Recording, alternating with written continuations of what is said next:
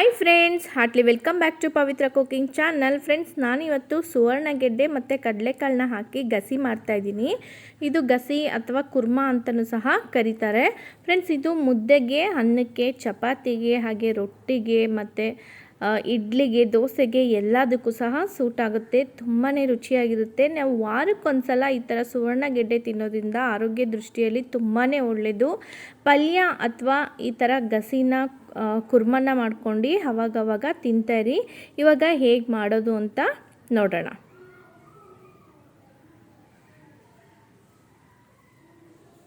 Friends, ನೋಡಿ, ಸುವರ್ಣಗೆಡ್ಡೆ ಈ ಥರ ಇರುತ್ತೆ. ಕೆಲವರು ಸುವರ್ಣಗೆಡ್ಡೆನ ಮುಂಚೆನೇ ತೊಳ್ಕೊಂಡ್ಬಿಡ್ತಾರೆ, ಯಾಕೆಂದರೆ ಮಣ್ಣೆಲ್ಲ ಇರುತ್ತೆ ಅಂತ ಹೇಳಿ ಸುವರ್ಣಗೆಡ್ಡೆ ಮುಂಚೆನೇ ತೊಳ್ಕೊಂಡು ಮತ್ತೆ ಕಟ್ ಮಾಡ್ತಾರೆ. ನಾವು ಆ ಥರ ಕಟ್ ಮಾಡೋದ್ರಿಂದ ಕೈಯೆಲ್ಲ ನೆವೆ ಸ್ಟಾರ್ಟ್ ಆಗಿಬಿಡುತ್ತೆ. ಹಾಗಾಗಿ ನಾವು ಫಸ್ಟಿಗೆ ಇದನ್ನು ಸಿಪ್ಪೆಲ್ಲ ನೀಟಾಗಿ ತೆಕ್ಕೊಂಡು ನೋಡಿ, ನಮಗೆ ಯಾವ ಸೈಜಲ್ಲಿ ಬೇಕೋ ಆ ಸೈಜಲ್ಲಿ ಕಟ್ ಮಾಡಿ ಇಟ್ಕೊಳ್ಳೋಣ. ನಾನಿಲ್ಲಿ ಮೀಡಿಯಮ್ ಆಗಿ ನಾವು ಗಸಿ ಮಾಡ್ತಾ ಇರೋದ್ರಿಂದ ಸ್ವಲ್ಪ ದಪ್ಪನೇ ಕಟ್ ಮಾಡಿ ಇಟ್ಕೊಂಡಿದ್ದೀನಿ. ನೋಡಿ, ಇಷ್ಟಿಷ್ಟು ಕಟ್ ಮಾಡಿಕೊಂಡ್ರೆ ಸಾಕು. ಹಾಗೆಯೇ ಫ್ರೆಂಡ್ಸ್, ಇದನ್ನು ಒಂದು 10 ನಿಮಿಷಗಳ ಕಾಲ ನೀರಲ್ಲಿ ನೆನೆಸಿಡಬೇಕು. ಆವಾಗ ಅದರಲ್ಲಿರುವಂತಹ ಒಂದು ಸೊನೆ ಅಂಶ ಇರುತ್ತೆ, ಅದು ನಾವು ಯಾವುದಾದ್ರೂ ಪಲ್ಯ ಅಥವಾ ಗಸಿ ತಿಂದಾದಮೇಲೆ ನಾಲಿಗೆಲ್ಲ ನೆವೆ ಸ್ಟಾರ್ಟ್ ಆಗಿಬಿಡುತ್ತೆ. ನಾವು 10 ನಿಮಿಷಗಳ ಕಾಲ ನೆನೆ ಹಾಕಿಟ್ರೆ ಆ ನೆವೆ ಆಗೋದು ತಪ್ಪುತ್ತೆ. ಇವಾಗ ಇದನ್ನು 10 ನಿಮಿಷಗಳ ಕಾಲ ನೆನೆಸಿಟ್ಕೊಂಡ್ಬಿಡೋಣ. ಇವಾಗ ಇದಕ್ಕೆ ಏನೇನು ಇಂಗ್ರೀಡಿಯೆಂಟ್ಸ್ ಬೇಕು ಅಂತ ನೋಡೋಣ. ಫ್ರೆಂಡ್ಸ್, ನಾನಿಲ್ಲಿ ಒಂದು ಈರುಳ್ಳಿ ತೊಗೊಂಡಿದ್ದೀನಿ, ಒಂದು ಟೊಮೊಟೊ ತೊಗೊಂಡಿದ್ದೀನಿ, ಹಾಗೆ 1 ಟೇಬಲ್ ಸ್ಪೂನಷ್ಟು ಚಿಲ್ಲಿ ಪೌಡ್ರು, ಧನಿಯಾ ಪೌಡ್ರು, 1/4 ಟೇಬಲ್ ಸ್ಪೂನಷ್ಟು ಜೀರಿಗೆ, ಮೆಣಸು, ಅರಿಶಿನ, ಹಾಗೆ ಒಂದು ಚಕ್ಕೆ, ಲವಂಗ, ಹಾಗೆ ಮರಾಠಿ ಮೊಗ್ಗು, ಮತ್ತು 5ರಿಂದ 6 ಟೇಬಲ್ ಸ್ಪೂನಷ್ಟು ತೆಂಗಿನಕಾಯಿ ತುರಿನ ತೊಗೊಂಡಿದ್ದೀನಿ, ಮತ್ತು 1 ಇಂಚಷ್ಟು ಶುಂಠಿನ ತೊಗೊಂಡಿದ್ದೀನಿ, ಹಾಗೆ ಬೆಳ್ಳುಳ್ಳಿನ ತೊಗೊಂಡಿದ್ದೀನಿ.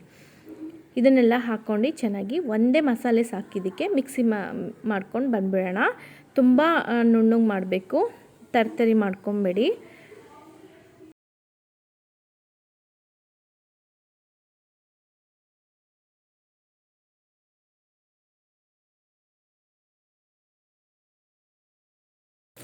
ನೋಡಿ, ಇಷ್ಟು ನುಣ್ಣಗಾಗಿದೆ. ಇದನ್ನು ಇವಾಗ ಸೈಡಲ್ಲಿ ಇಟ್ಕೊಂಡ್ಬಿಡೋಣ. ನಾನಿಲ್ಲಿ ಒಂದು ಕುಕ್ಕರ್ ಪಾತ್ರೆ ಇಟ್ಟಿದ್ದೀನಿ, ಅದಕ್ಕೆ 1-2 ಟೇಬಲ್ ಸ್ಪೂನಷ್ಟು ಎಣ್ಣೆನ ಹಾಕ್ಕೊಳ್ತಾ ಇದ್ದೀನಿ. ಎಣ್ಣೆ ಚೆನ್ನಾಗಿ ಕಾದಾದ್ಮೇಲೆ ಇಲ್ಲಿ ಹಾಕ್ತಾಯಿದ್ದೀನಿ ಒಂದು ಅರ್ಧ ಭಾಗದಷ್ಟು ಈರುಳ್ಳಿನ ಸಣ್ಣಗೆ ಹೆಚ್ಕೊಂಡಿದ್ದೀನಿ. ಅಂದರೆ ಒಂದು ಈರುಳ್ಳಿನಲ್ಲಿ ಅರ್ಧ ತೊಗೊಂಡಿದ್ದೀನಿ. ಈರುಳ್ಳಿ ತುಂಬ ಏನು ಚೆನ್ನಾಗಿ ಕೆಂಪಾಗೋದು ಬೇಡ, ಜಸ್ಟ್ ಹಸಿ ವಾಸನೆ ಹೋಗೋ ತನಕ ಫ್ರೈ ಮಾಡಿಕೊಂಡ್ರೆ ಸಾಕು. ಇವಾಗ ನಾನಿಲ್ಲಿ ನೋಡಿ 5ರಿಂದ 6 ಗಂಟೆ ಟೈಮು ಕಡಲೆಕಾಳನ್ನ ನೆನೆಸಿಟ್ಕೊಂಡಿದ್ದೀನಿ. ಅದನ್ನು ಒಂದು ವಿಷಲ್ ನೀವು ಕೂಗಿಸ್ಕೊಂಡ್ರೂ ಪರವಾಗಿಲ್ಲ, ಇಲ್ಲಾಂದರೆ ನೆನೆಸಿರೋಂತಹ ಕಡಲೆಕಾಳನ್ನ ಹಾಕ್ಕೊಂಡು ಚೆನ್ನಾಗಿ ಹಸಿ ವಾಸನೆ ಹೋಗೋ ತನಕ ಫ್ರೈ ಮಾಡ್ಕೊಳ್ಬೇಕು. ಹಾಗೆ ನಾನು ಸುವರ್ಣಗೆಡ್ಡೆನ 10 ನಿಮಿಷಗಳ ಕಾಲ ನೆನೆಸಿದ್ದೀನಿ, ಮತ್ತು 5ರಿಂದ 6 ಸಲ ಚೆನ್ನಾಗಿ ತೊಳ್ಕೊಂಡಿದ್ದೀನಿ. ಅದನ್ನು ಸಹ ಹಾಕ್ಕೊಂಡು ಈಗ ಫ್ರೈ ಮಾಡ್ಕೊಳ್ಳೋಣ. ಅದರಲ್ಲಿ ನೀರಿನ ಅಂಶ ಹೋಗೋ ತನಕ ಫ್ರೈ ಮಾಡ್ಕೊಂಡಿದ್ದೀನಿ. ಇವಾಗ ನಾವು ರುಬ್ಬಿಟ್ಕೊಂಡಿರೋಂತಹ ಮಸಾಲೆನ ಸೇರಿಸ್ಕೊತಾ ಇದ್ದೀನಿ. ಮಸಾಲೆ ಹಾಕಾದ್ಮೇಲೆ ಫ್ರೆಂಡ್ಸ್ ಒಂದು 5 ನಿಮಿಷನಾದ್ರೂ ಫ್ರೈ ಮಾಡ್ಕೊಳ್ಬೇಕು ಮಸಾಲೆನ. ಅದಿನ್ನೇನೋ ಕುದೀತಾ ಇದೆ ಅನ್ನೋ ಸ್ಟೇಜಲ್ಲಿ ನಮಗೆ ಎಷ್ಟು ನೀರು ಬೇಕೋ ನೋಡಿ ಅಷ್ಟು ನೀರನ್ನ ಹಾಕ್ಕೊಳ್ಬೋದು. ಸ್ವಲ್ಪ ನೀವು ನೀರಾಗಿ ಮಾಡ್ತೀನಿ ಅಂದರೆ ವೈಟ್ ರೈಸು ಸಹ ತಿನ್ಕೊಳ್ಬೋದು.